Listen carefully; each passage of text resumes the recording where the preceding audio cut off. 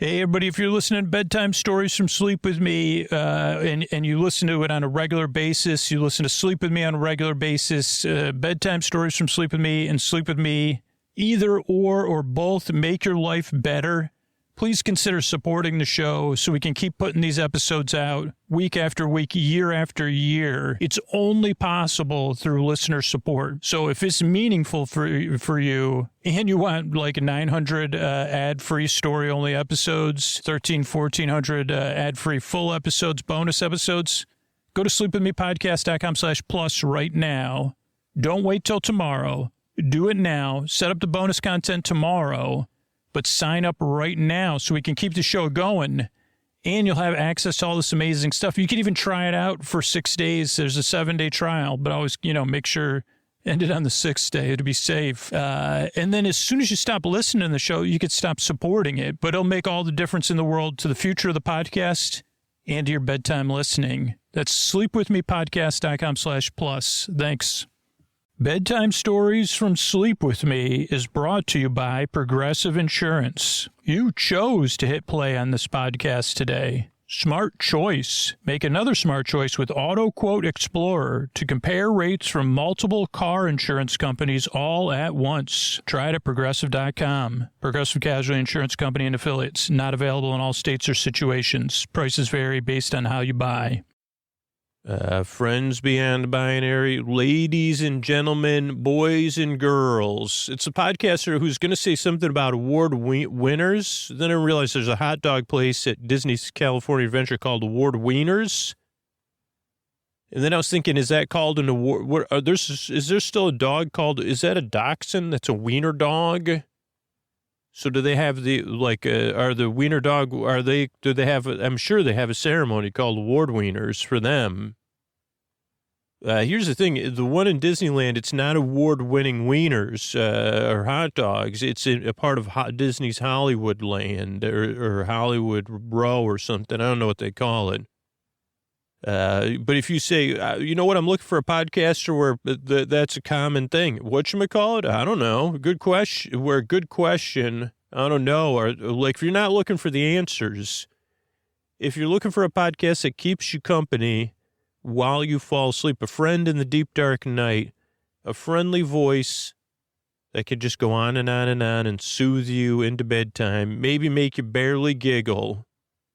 Like some people were, even though I wasn't saying, a podcaster that could not spell innuendo and then would have to look it up and then would try to think about 80s bands. I mean, they used innuendo, but doesn't that sound like a 80s band? Innuendo. It would be like, I guess you could do it like in excess, innuendo. When you break it down, it sounds even stranger. Like it's like some sort of code as part of an escape room. Now, if you're wondering, like sleepwithmepodcast.com/no thank you if you're already hitting eject on this podcast. But this show is very different. I make it because you deserve a good night's sleep. It does take a couple tries to get used to because this show is just very different. I'm more your friend in the deep dark night than some guru putting you to sleep.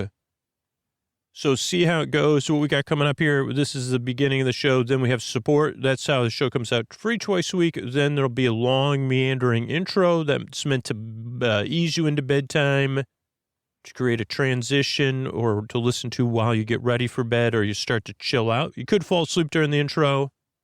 And then there'll be our episodically modular series bedtime story that you could listen to in any order about great pets. What could be better? That's something that needs no innuendo. Now playing innuendo. So in excess is, what is it? In excess, innuendo. Endo. I guess you'd still need the endo. Endo. What if it was, I guess if I had like some sort of bakery, I guess there's probably a bakery called that. They say, yeah, we sell those cakes that make you sweat. That was a unreleased CNC Music Factory. Talk about deep jokes. Cakes that make you sweat. That was a song that didn't make it into a Disney animatronic show called Food Rocks. but it should have. So anyway, it's time for Sleep With Me, the podcast that's here. It's a strange little show that's here to put you to sleep. These are the sponsors that enable us to do it for you for free twice a week. Right, everybody, it's time for our episodically modular series, Make Great Pets. It's a tale about pets trying to help people. It's more convoluted than that and, full of lulling, meanders and those kind of things. But the great part is it's a training. It's also a training module, so the main character will introduce more of the concepts. But imagine, we all know pets make life better, but what if there was a program, kind of like a guardian angel, where your pet sometimes would be there when you're at a turning point and, help support you as you made a turning point, decision. I don't know. That's what it's about. It's episodic and modular series, meaning you can listen to it in any order, particularly this series. I don't want to say it's the most episodically modular, but oh boy, does it have a touch of seriality, but mostly it's episodically modular. And you know who moves like a module is our Hollywood announcer who comes from, this is his hobby. He comes from Los Angeles. It's a time-consuming hobby. He drives from Los Angeles to my place, waits for me to be prepared for him, comes in relative silence, announces the show, and we've been playing a different game lately. And what we've never played before is Color Coup. So maybe we'll play a little Color Coup together. I don't think we have. And then he returns to L.A. It's our Hollywood announcer, Mr. Antonio Banderas. So ladies and gentlemen, the boys and girls, the friends beyond the binary, it's time to make great pets. Meow. I'm looking forward to playing Color Coup with you. Thanks, everybody. Good night.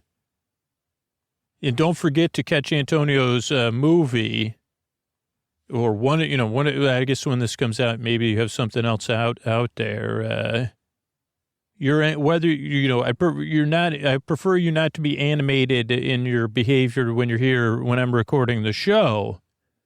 But, oh, boy, do you make for delightful animation. And, that's it. It's time for Make Great Pets. Thanks, everybody. Hello, this is Rin. This is a recording, training recording. I'm both a trainee and I guess a trainer of this new program where, as part of my post-earthly existence, I volunteered to be a part of this program and record my experiences. And I was prepared for this, as far as I know, this is a new program. Now, there is a new thing that's come to my awareness since the last training program I recorded, but I don't know if you'll be listening to these in any order, so I'm going to treat it just like this is the first time you're listening to me. Like a training module that you could listen to in any order. So I'm part of the program. I guess I'm calling it the Make Great Pets program now, which really is not a apt description. But let's see. So I'll introduce myself to you. I'm Rin, and after my post-earthly existence, I was offered this opportunity to be a part of a program where pets would help people during a turning point in their lives. And we go into, we're a part of the pet, or we go into the pet and we're able to subtly help the pet, or as the pet, be there to help this person during their turning points and maybe guide them. And we don't have a lot of influence, and the values I was under the impression we're supposed to help the person with is to make choices that are additive to their lives and other people's lives. And that probably offers some, this turning point has long-term benefits for them. And the most important things I've learned so far is that you could do your best, usually influencing them through some sort of artistic expression within the limits of your pet helps. Listening seems to be the most important thing. Though I'm having trouble right now. Wait, let me get through everything else you need to know. Oh, where did this program start? Well, as far as I know, you've probably heard once upon a time of the myths of guardian angels. And maybe you're even already, as part of your post-earthly training, you said, okay, so I heard how there was guardian angels. Then there was the Bezos Penny incident or Cash, Bezos Penny Sears incident. I get it all mixed up, where there was no more guardian angels. And then they tried guardian people from like guardian influencers that had taken a post-earthly existence in another place from their bad choices. And I think it was Bezos Penny Sears, some sort of coalition. They decided, hey, maybe having these people that made bad choices in their lives, giving them an opportunity to help people make good choices on Earth would work. And that didn't work out for anybody. But this opportunity has come up after other tries where they said, what if it was just pets? Pets are already helpful.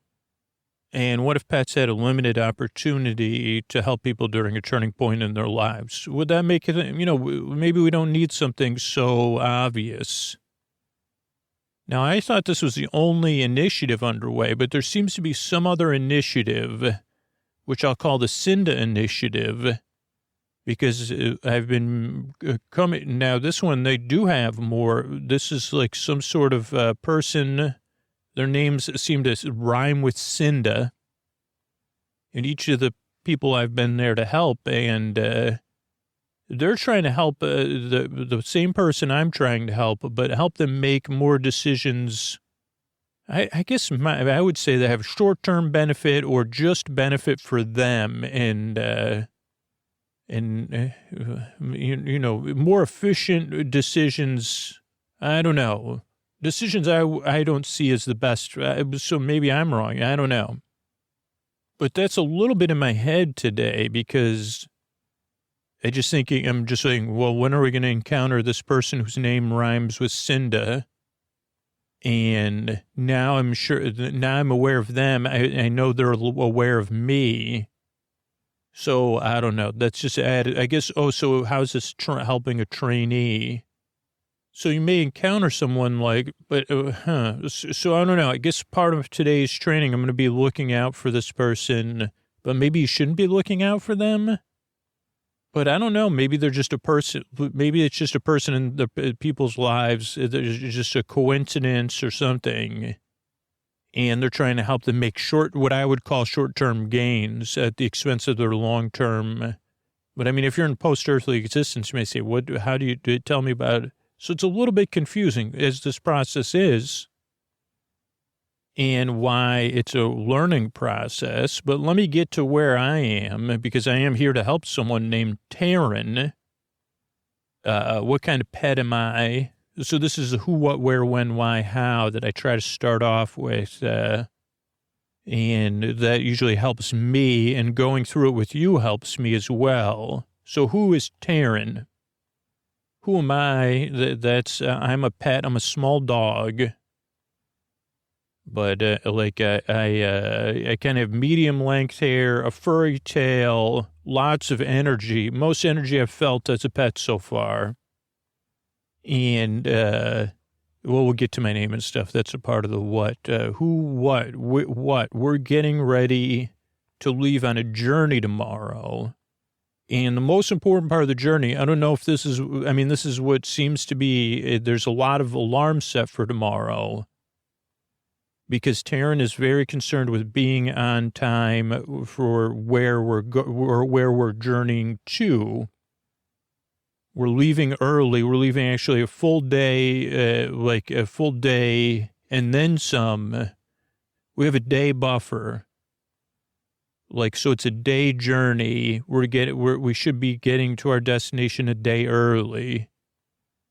So we have plenty of time, so we are on time. And Taryn is both excited and nervous. And kind of great things are expected to unfold.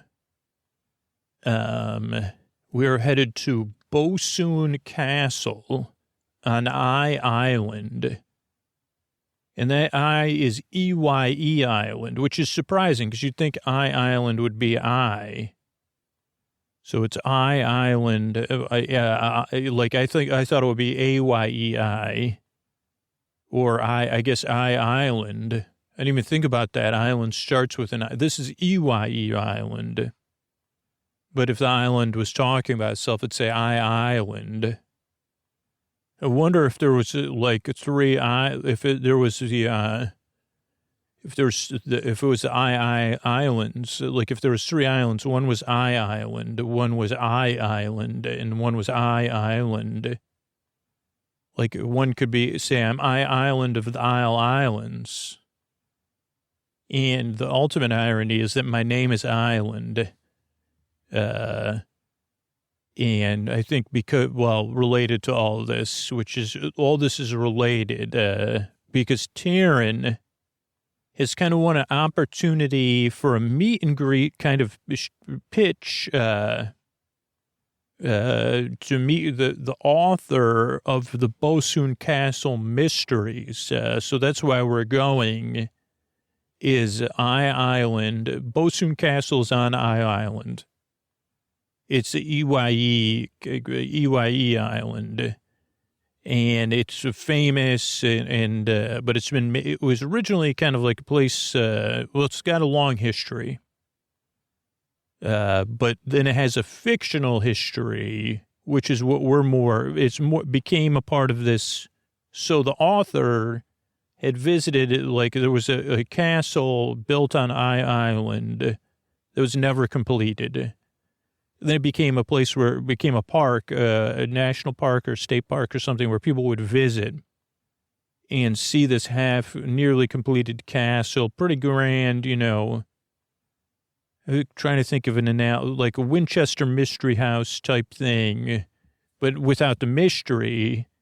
But then the author took the mystery and created the mystery. Now, I don't know how you get more than one. This is a series of books.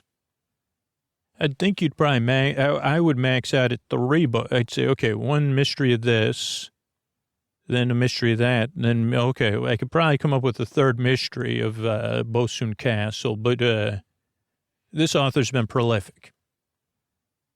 So tomorrow we're catching a train to go to Island and meet with this author and get a tour of of Bosun Castle and Island from the author of the Bosun Castle Mysteries.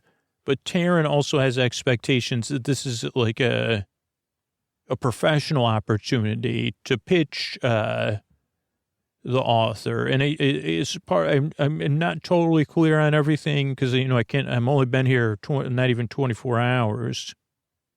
But my understanding is that it was some sort of like a competition, but not a contest. So we're going to rest and catch a train tomorrow to head towards where we would catch the ferry to go to Island and Bosun Castle.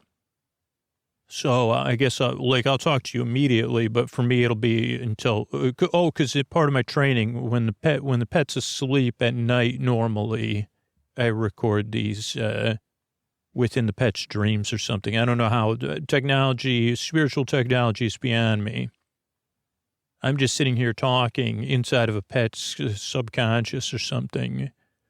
But I also need to rest, which is, so it's like I have to make sure I get my sleep too. And like it's tough usually I'm just in the pet's space, but right now I'm imagining I'm sitting in a chair talking to you. Anyway, so I'm going to get some rest and I'll talk to you soon. Okay, hey, it's Ren here. So a couple things. The train was late. It was very late, and I think this is a common thing with trains here where we are. And anyway, this was supposed to be the easiest or the most direct way to get there. We could have gone by other means, but this was supposed to be the way.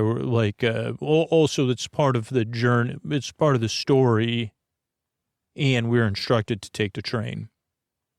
So train was very late, but we're a day ahead of time. So the fact that it's late is we're on the train still. So Taryn is sleeping and I'm sleeping on the train. It was so late that by the time it came and we started the journey, it became time to sleep on the train. But there's not that many people on the train and the seats are very big.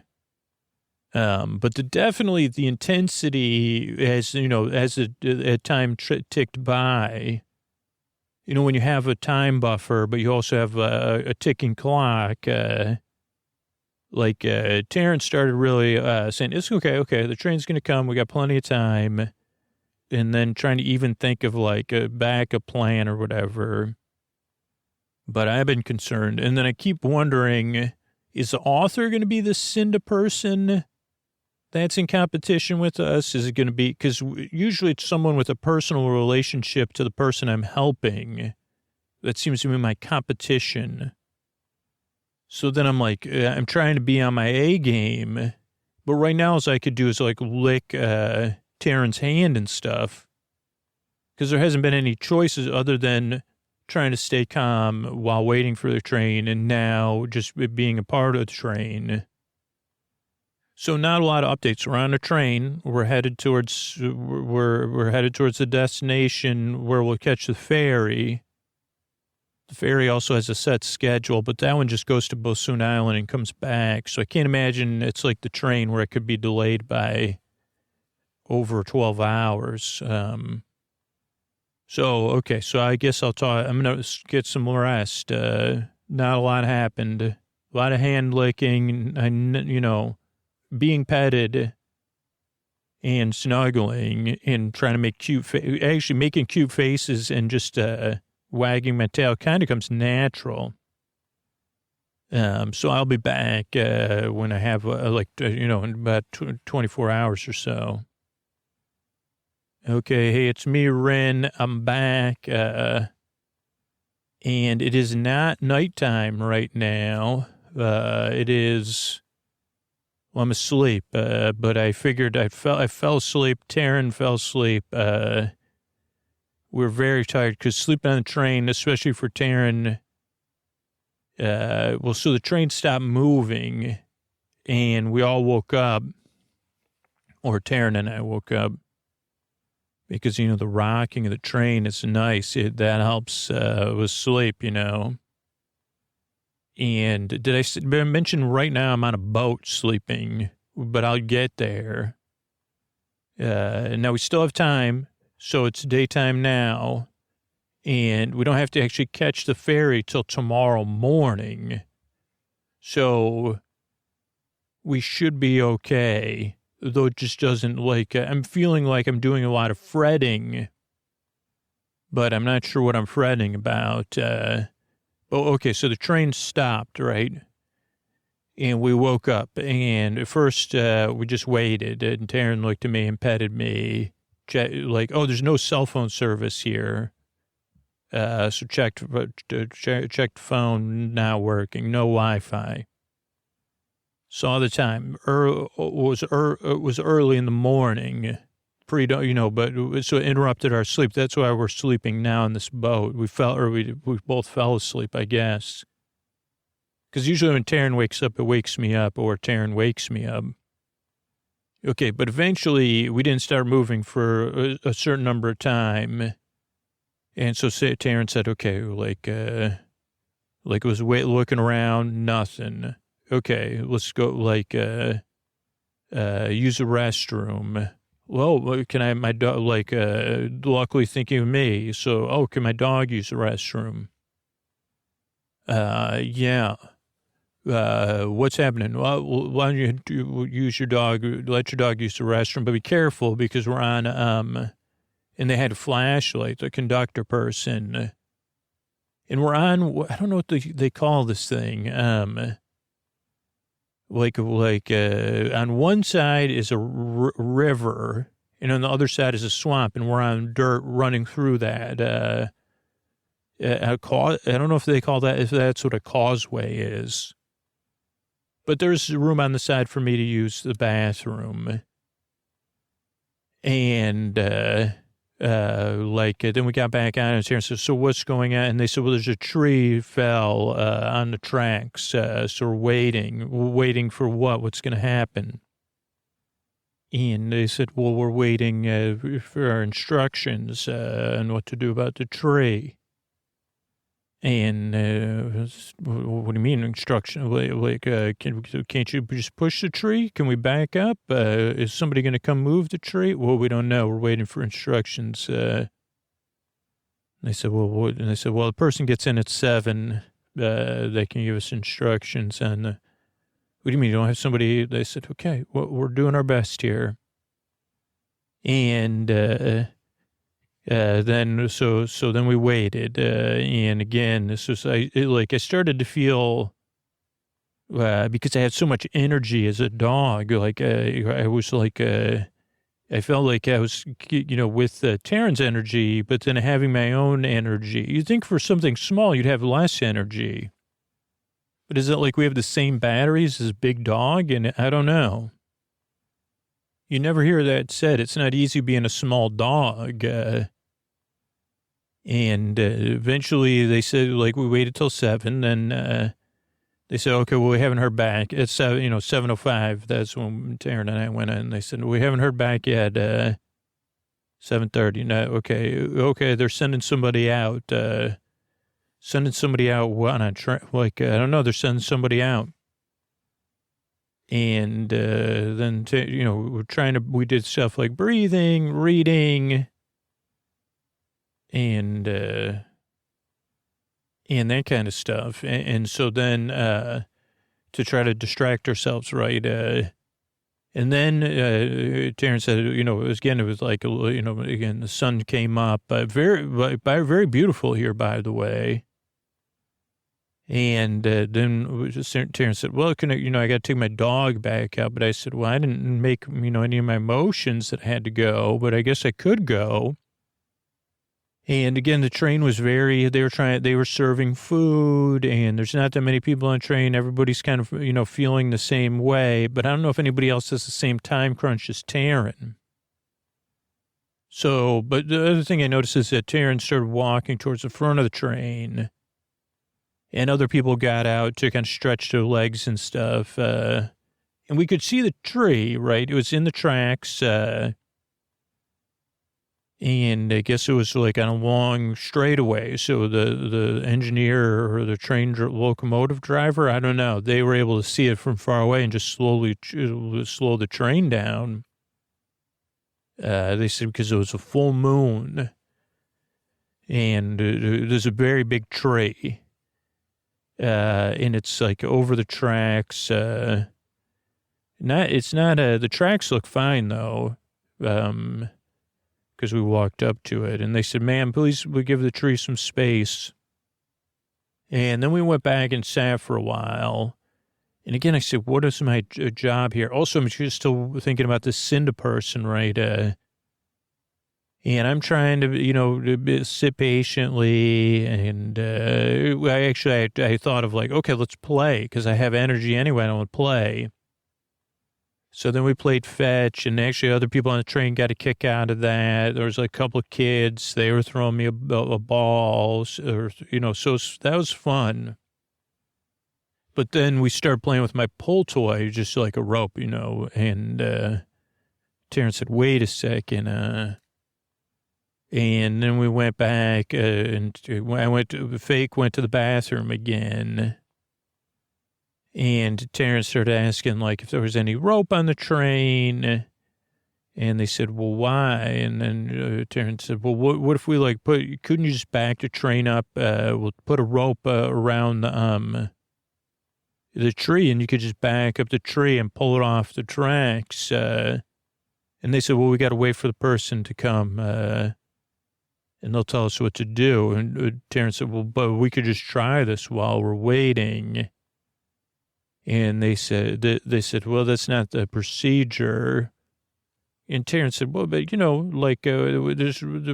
could try while we wait, let's at least do we have any rope on the train? And for a little while, it seemed like they were going to kind of go along with it, but I honestly think that in the end, they were just humoring Taryn and buying time, because they said, okay, let's look for some rope. And then they said, okay, yeah, we have this rope, and we get to go, oh, by the way, this train does have a caboose, so we got to go in the caboose. It's like a storage place for like shovels and other train stuff. Have not felt very useful, though, because then, so the river, there's boats that came right up, and they so it's been getting busier and busier on the river, too, and boats are going by, like pleasure crafts and stuff like that. People going out and coming back, and so whatever, we were working on rope and then standing and talking to people on the boats, and they said, there's a tree. Oh, yeah, we could see the tree and all that stuff. And then we were kind of and then they said, listen, and then Terrence said, well, where's the person? No, well, listen, we can't attach anything to the train and start pulling on a tree. So, even with the rope you found, it's not a good idea. And then Taryn kind of tried to do, she pretended I was a tree, and she was a train, and tried to said, look, it's going to work. And they said, the locomotive's different than a dog. And she said, I'm the locomotive. My dog is the tree. But she said it in a very, way that was not endearing to anyone. So they said, ma'am, please return to your seat after that. But we didn't. We sat and we were talking to people on the boat. And then the people on the boat, I guess because if you're headed on a pleasure cruise, I don't know, people are just making talk. And finally, this one boat was what's with the glum face to Taryn? It was, well, I got to be somewhere, and we don't know when someone's going to come. And where are you going? Oh, I got to Bosun Island, Bosun Castle. And, I actually have to be there. I have to make the ferry, the last ferries at whatever time. And I'm having dinner and getting a tour of Bosun Island. And they said, okay, the ferry's in whatever, blah, blah, blah. And they said, we're headed in that general direction. We could give you a ride. And I guess I don't know if they were paying full attention, though. But they said, Terrence said, all right. And then grabbed our stuff and we got in this boat.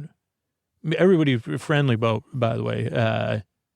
And then the people on the train started raising their voices at Taryn, but the boat took off. And then we started going for a while, and then Taryn said, how long, will it take? And they said, well, we got to see. There's a couple, we're going to go down this, and then they're looking on the charts. And they said, okay, we got to take a couple of canals to get there. It's going to take a while. But then they kind of but they said, just rest. And we were kind of tired. We got up early, didn't sleep so great. And again, another motion took sleep to. So we're on the boat, we're falling asleep. So I'm asleep, but it's not nighttime. So we're on a boat. And, we still have, I guess, 9 hours to get there. And from what I could see it seems like it's going to be okay. And again, right now I'm snuggled, sharing warmth with Taryn. So I think I'm doing my job.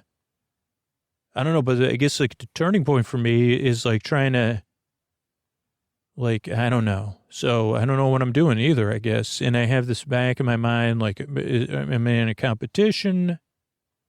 Is someone else going to sweep in? Is somebody on this boat named Cinda? I didn't catch everybody's names on this boat. But I guess I'm going to rest now, and I'll be back in a second. Okay, it's me, Rin. I'm back. Lot to fill you in on. Okay, and I guess I should start where I left off. Because I'm not here to tell you a story. I'm here to tell you a story of me learning how to do my job, or what I was a trainee learning. And I guess one thing I've learned, this is a process, holy cow, but I have learned a powerful new thing. And I'm really, I really need this sleep. So we were on the boat, and eventually we woke up again when the boat started going slow, and it was going really slow, and the time had gone by. So now we're in this 3 or 4 hour zone till the last ferry to Bosun Island for the dinner tour, where we wouldn't be on time. And because we're sleeping at Bosun Castle, Island, sorry. And so Terrence says, why are you going so slow? Because the boat is going really slow. Oh, this is a no-wake zone.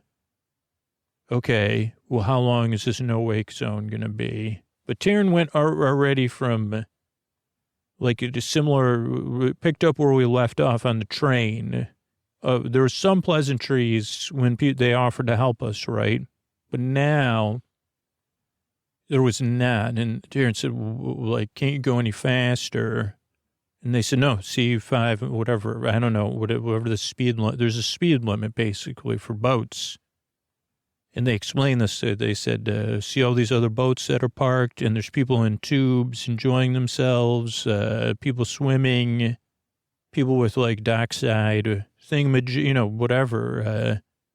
If you create a wake, it creates bumps and scratches boats, might tip over that inner tube, knock over that whatever birch sculpture. This is a no-wake zone. And Terrence said, yeah, but we're in a hurry. And they said, don't worry. And they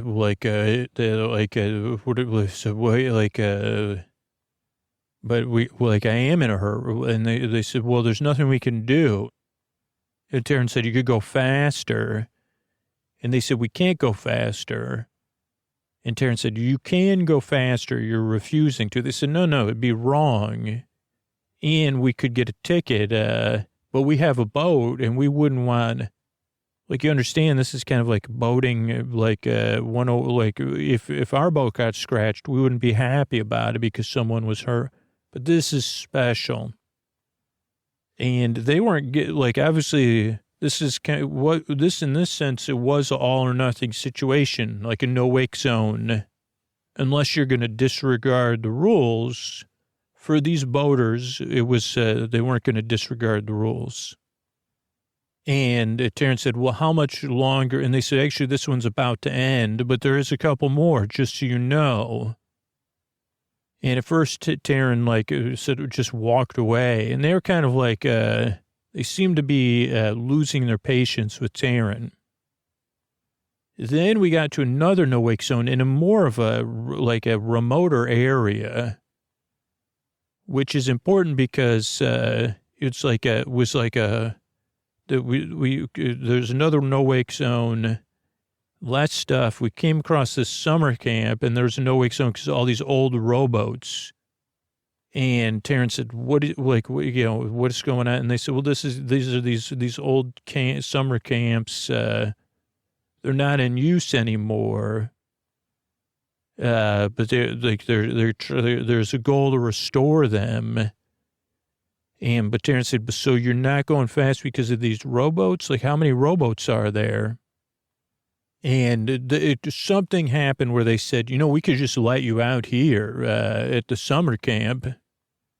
And maybe because they said, actually, you're probably right. They actually it didn't become confrontational from their perspective. But they said, you're right. You're in a hurry. We have to follow these no wake zones. And so maybe we'll just let you out to this camp, this summer camp. There should be someone there. There should be a phone. At least you could call a cab or use your cell.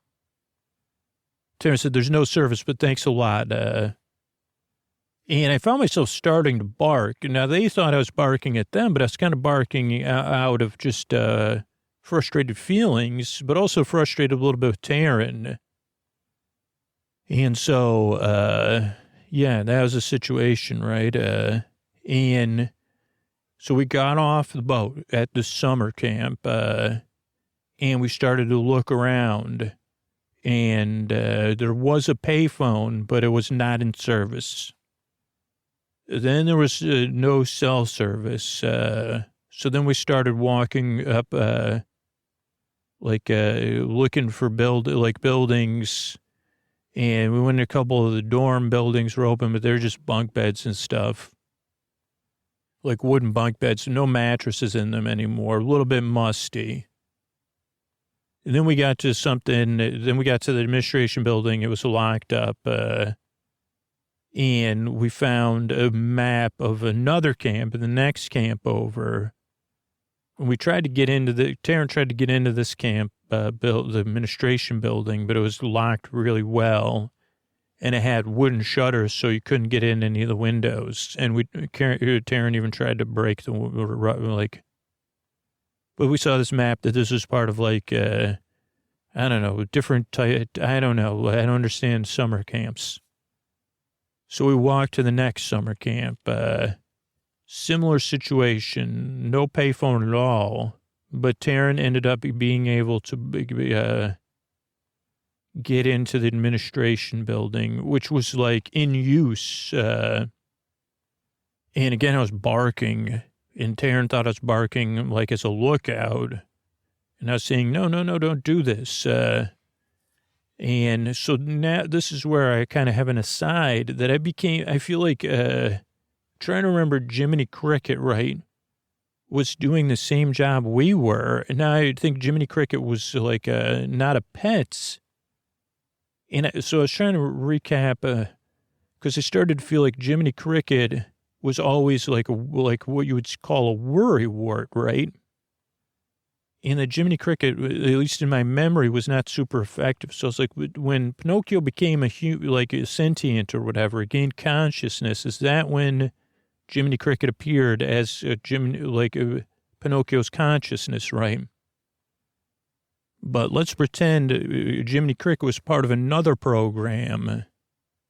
Instead of being inside a pet during a turning point, a sentient pet assigned or sentient, what if they just used grasshoppers to help people? And I said, okay, but Jiminy Cricket was because I feel like there was a part where Pinocchio said, oh, okay, I'll go do this stuff with you guys, Fox and, whatever, forgot what the Rutherford or whoever it was. Oh, Honest John. And, part of it was that Pinocchio seemed like a little bit naive, but Pinocchio was also making choices, right? And said, okay, well, I'll make this choice, and then I'll make this choice. But I was like, did Jiminy Cricket ever help Pinocchio or not? And this is just, again, my remembering of it as part of my training. And I said, here I am pulling a Jiminy Cricket, at least in my own terminology. Maybe your training will tell you different. Maybe Jiminy Cricket's some sort of idealized.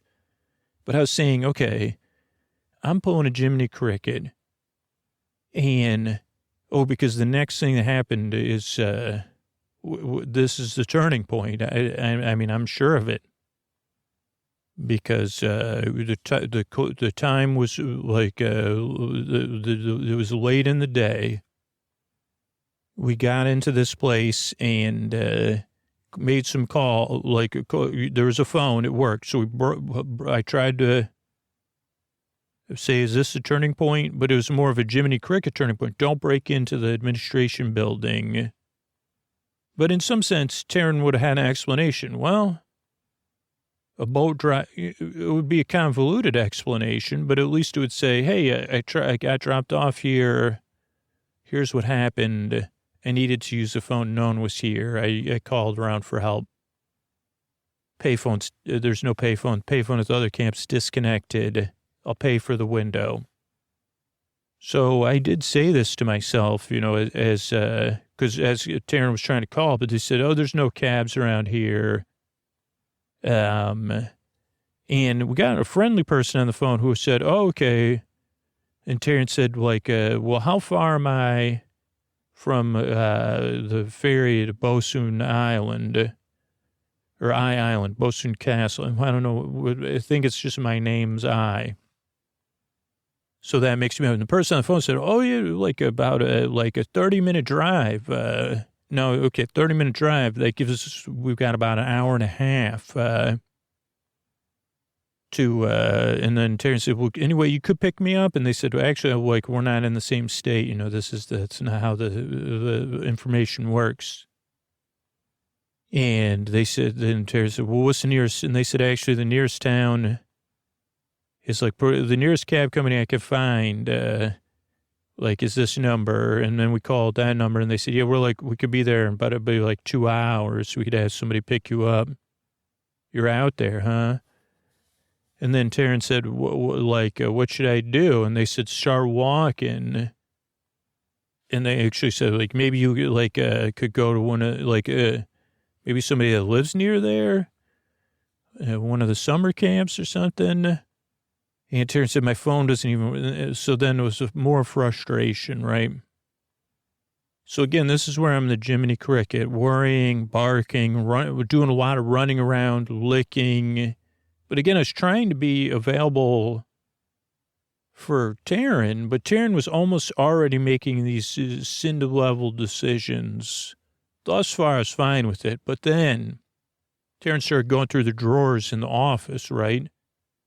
And found a key to a box on the wall that we opened that was full of keys. And there was keys to vehicles. And Taryn took the keys to the vehicle in the garage and then opened the garage. And in the garage were 2 trucks. And now I feel like Jiminy Cricket. I'm saying I'm watching my Pinocchio making poor choices and and I said, well, maybe I could relate to Jiminy Cricket here. And like I said, well, what am I going to do here? Holy cow. And Taryn does a lot of talking. So Taryn said, okay, well, let's just see if it starts, and then we'll go from there. So it's little decisions. And of course, one of the trucks started, the other one didn't. And okay, if it has gas, it has gas in it. And Taryn thought about it and said, well, I mean, I could be back. I'll bring it back. I'll leave a note even. And Taryn started to write a note. And then the note was so long. And then Terrence watching the time and then said, well, maybe I'll write a shorter note explaining the longer note. But we'll probably be back in time. We can have this thing back. And I said, holy mackerel.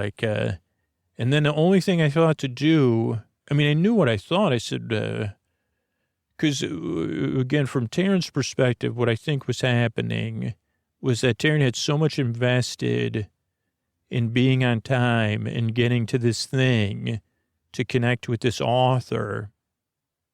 Oh, because the thing that, again, this is something I picked up from Terrence talking during all this. Well, they said if you're late, that's unacceptable. I don't know. This was just some of the stuff when Taryn was talking to themselves. So I said, holy cow. But I pulled out one of the Bosun Island mysteries with my teeth out of Taryn's bag. And it was a mystery underneath the eye well, which was AYE eye well. It was a well I don't know. So, but like that's Taryn's favorite book. That I guess Taryn had made a pitch about a show, like that the pilot would be about that book. And I pulled it out, and now I did not realize this. So, but I guess like, you know, these mysteries tend to be wrapped up with like a learning lesson.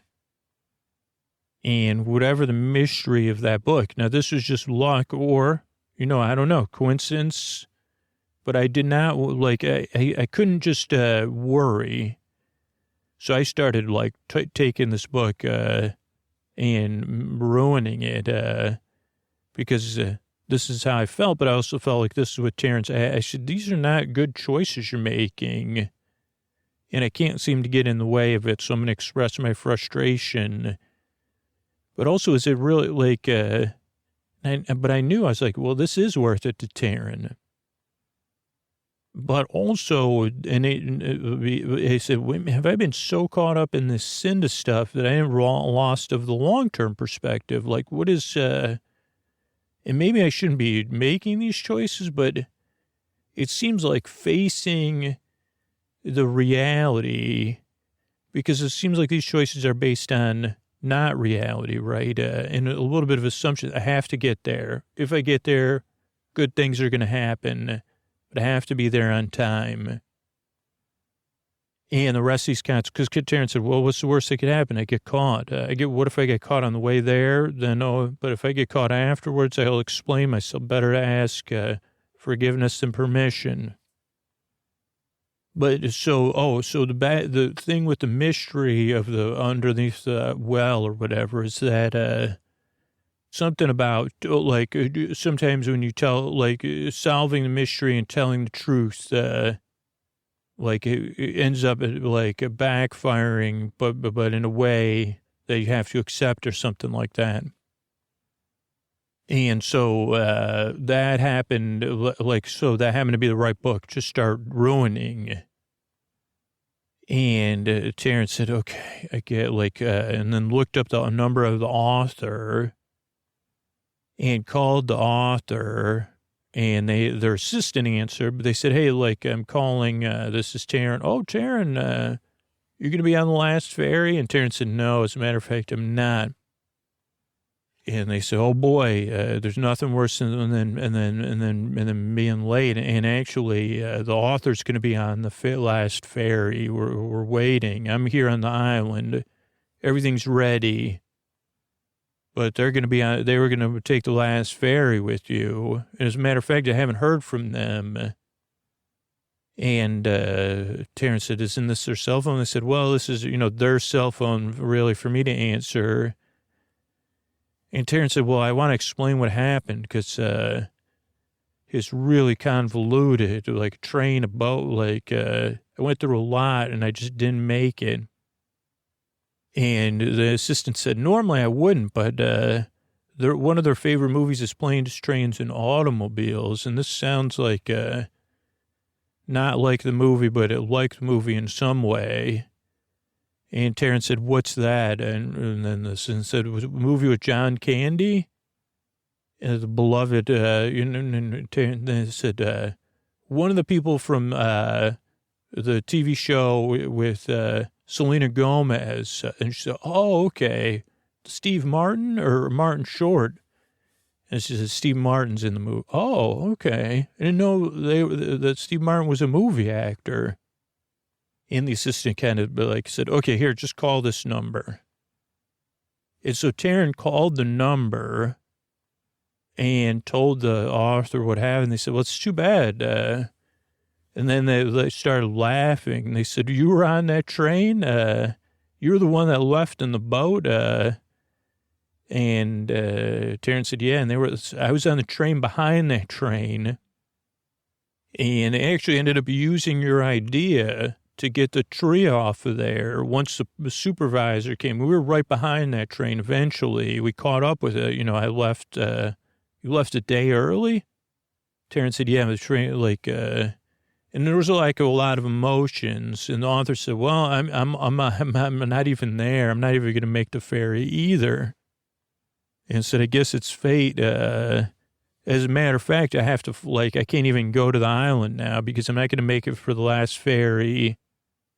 And we could probably pay them or whatever, but I have something. And she said, I'm really sorry too. Like, it looks like we just both missed out on this. And Taryn said, your assistant's on the island. She said, yeah, they'll have a party without us. That's fine.